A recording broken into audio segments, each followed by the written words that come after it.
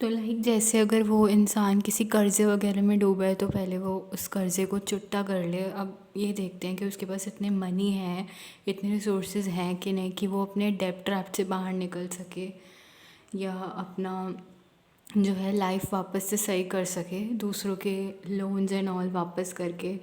और उसके पास इतने सोशल स्किल्स, इतने आसपास ऐसे लोग अवेलेबल हैं उसे सपोर्ट करने वाले जिनके साथ वो कम्युनिकेट कर सकता है या अपना लाइक कोई भी दुख दर्द शेयर कर सकता है। उसके पास इतना अच्छा कम्युनिकेशन का स्किल्स है या फिर वो सोशिएबल है, कैसा है, अपने अंदर ही रखता है, शेयर नहीं कर पाता चीज़ों को। कोपिंग स्टाइल क्या है उसका, वो कैसे चीज़ों को डील करने का ट्राई करता है और क्या क्या तरीके प्रॉब्लम से बाहर निकलने के वो ढूंढता है अपने हिसाब से। प्लस उसके पास सपोर्टिंग नेटवर्क क्या क्या है, ये सपोर्ट कनेक्शन जितने हैं या नहीं उसके। लाइक जो हम कहते हैं कि यहाँ तक पहचान है वहाँ तक पहचान है, वो इसकी बात नहीं कर रहे, वो सिर्फ नाम का है सब। वो यहाँ पे ये कहना चाह रहे हैं कि असली में जो ज़रूरत के टाइम पे और नीड के टाइम पे हेल्प करने वाले लोग उसके पास कितने अवेलेबल हैं, जो उसके साथ हाँ खड़े हैं उसकी प्रॉब्लम में और उसका साथ दे रहे हैं। सिर्फ मज़े नहीं ले रहे और मजाक नहीं उड़ा रहे उसके लाइक दुख का, वो उसके प्रॉब्लम के सॉल्यूशन सच्ची में ढूंढने में उसकी बहुत हेल्प कर रहे हैं ऐसे वाले लोग।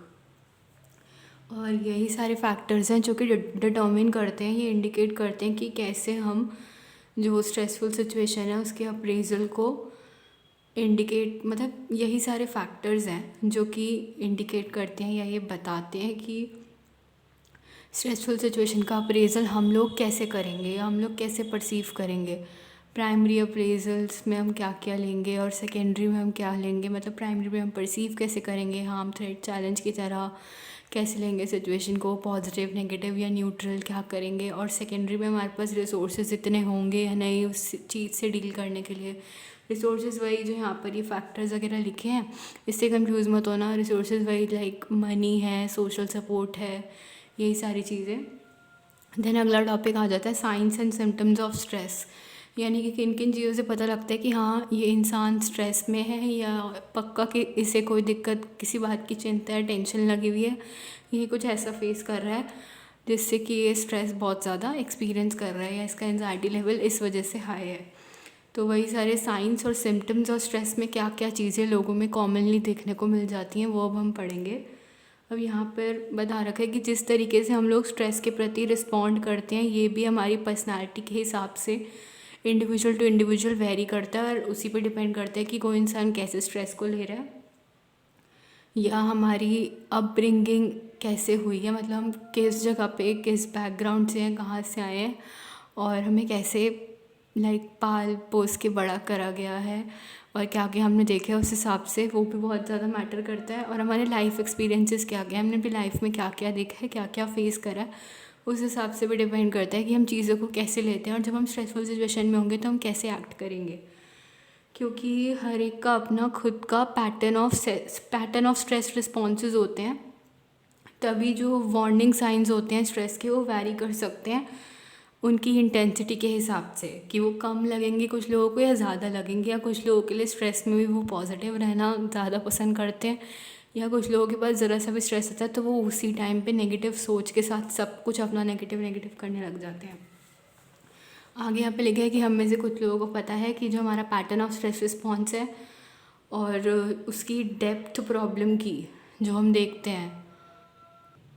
हाँ अब देखो वो यहाँ पर ये कहना चाह रहे हैं कि हम में से कुछ लोगों को इतनी समझ है, इतनी अक्ल है, हमें ये पता है कि कैसा पैटर्न ऑफ स्ट्रेस रिस्पॉन्स हमारा रहेगा जब हम स्ट्रेसफुल सिचुएशन में होंगे, और जो भी कोई प्रॉब्लम हमें फेस करनी पड़ेंगी हम उसका नेचर पता कर लेंगे कि वो किस टाइप की प्रॉब्लम है और वो हमें कैसे मतलब कॉज कर सकती है, हमारे लिए कैसे वो हार्मफुल हो सकती है या कैसे हमें उससे थ्रेटनिंग फील हो सकता है।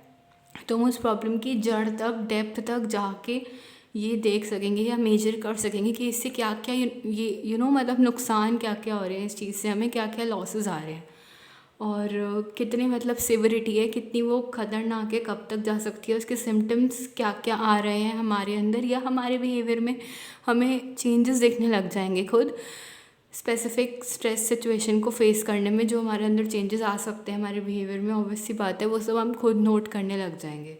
ये स्पेशली समझदार लोगों के लिए लिखा हुआ है जो खुद नोटिस करने लग जाते हैं कि हाँ वो बहुत ज़्यादा सोच रहे हैं एक चीज़ के बारे में और उन्हें अपने आप को कंट्रोल करना पड़ेगा।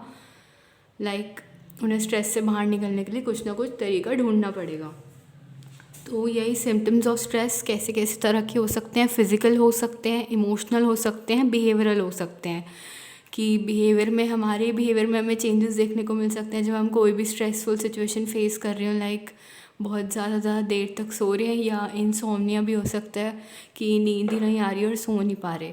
और हमारा एपेटाइट चेंज हो सकता है, मतलब स्लीपिंग टाइम्स में एक तो चेंज आ सकता है, और हमारा डाइट में चेंज आ सकता है। खाना नहीं खा रहे हम, या बहुत कम खा रहे हैं और नहीं मन कर रहा खाने का, और लोनली फील भी कर रहे हैं और अकेले रहना भी चाहते हैं आइसोलेशन में, लाइक वही सब। और इमोशनल प्रॉब्लम्स हो सकती हैं, गुस्से में रहते हैं या लड़ पड़ते हैं सबसे, या कहीं किसी से बात करना नहीं चाहते। फिज़िकल सिम्टम्स भी आ सकते हैं, एनवायरनमेंट से आ सकते हैं। फिज़िकल सिस्टम कह रही हूँ, सॉरी, फिज़िकल सिम्टम्स। और जो ये सारे सिम्टम्स हैं यही इंडिकेट करते हैं कि कितना डिग्री ऑफ स्ट्रेस, कितनी मात्रा में स्ट्रेस है जो हम फेस कर रहे हैं।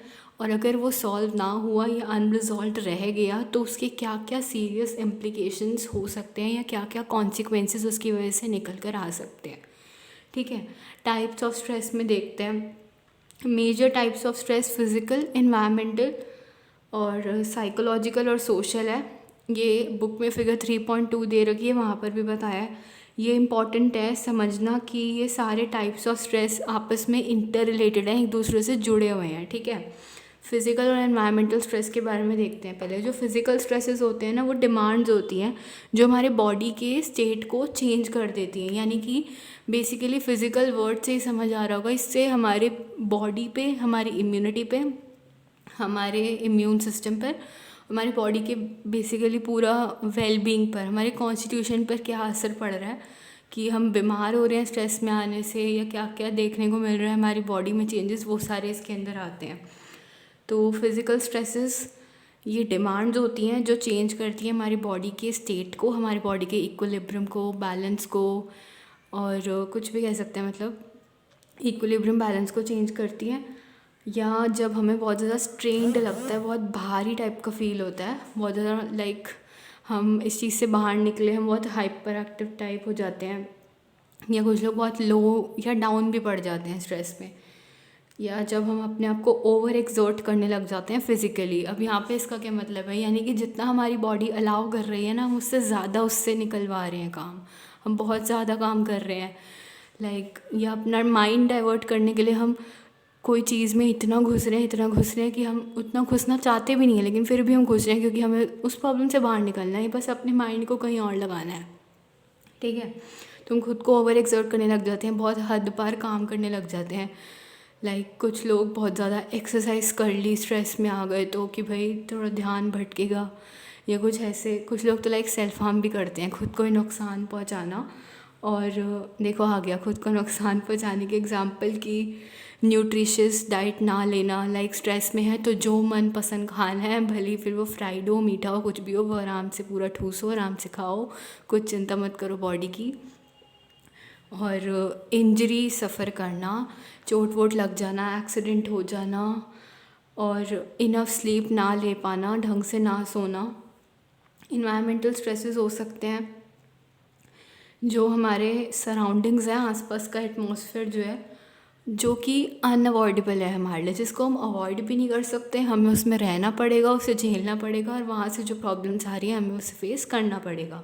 फिर चाहे वो नॉइज़ पोल्यूशन है कि ट्रैफिक में फंसे हैं, हर जगह हॉर्न्स वगैरह का बहुत शोर है, हमें वो फेस करना पड़ रहा है। या एयर पॉल्यूशन है, ब्रीथिंग प्रॉब्लम हो रही है बाहर ट्रैवल करने में, तो वो फेस करना पड़ेगा। क्राउडिंग है, बहुत भीड़ भाड़ के एरिया में कहीं फंस गए हैं, या सोशल गैदरिंग्स नहीं पसंद, पार्टीज़ वगैरह जहाँ पे बहुत सारे लोग हैं, हमसे वहाँ मतलब नहीं हो रहा कंट्रोल, हम नहीं रह पा रहे उधर, वही नॉइस आ गया फिर से। या गर्मी है, बेसिकली गर्मी से भी बहुत लोगों को प्रॉब्लम होती है। गर्मी है, घर से बाहर नहीं निकलना, कहीं जाना नहीं, स्वेटिंग होगी बहुत ज़्यादा, ट्रैवल नहीं कर सकते कहीं पर भी। या बहुत ज़्यादा विंटर है तो उसकी वजह से बहुत दिक्कत हो रही है, कोल्ड हो गया, कुछ हो गया, या प्रॉब्लम्स आ रही है मतलब। बाकी इन्वायरमेंटल स्ट्रेसेस के अंदर कैटास्ट्रॉफिक इवेंट्स आ जाते हैं। अब कैटास्ट्रॉफिक इवेंट्स कैसे होते हैं जो बेसिकली हमारे हाथ में नहीं होते, जो हमारी वजह से हो भी नहीं रहे होते, बाकी ह्यूमंस भी कॉज नहीं कर रहे होते, जो नेचर की वजह से ही होते हैं। लाइक कोई फ्लड आ गई, सुनामी आ गई, अर्थक्वेक आ गया, कहीं पर आग लग गई है, ये सारे जो डिज़ास्टर्स होते हैं ना, नेचुरल कैलामिटीज़, वो इसके अंदर आ जाती हैं।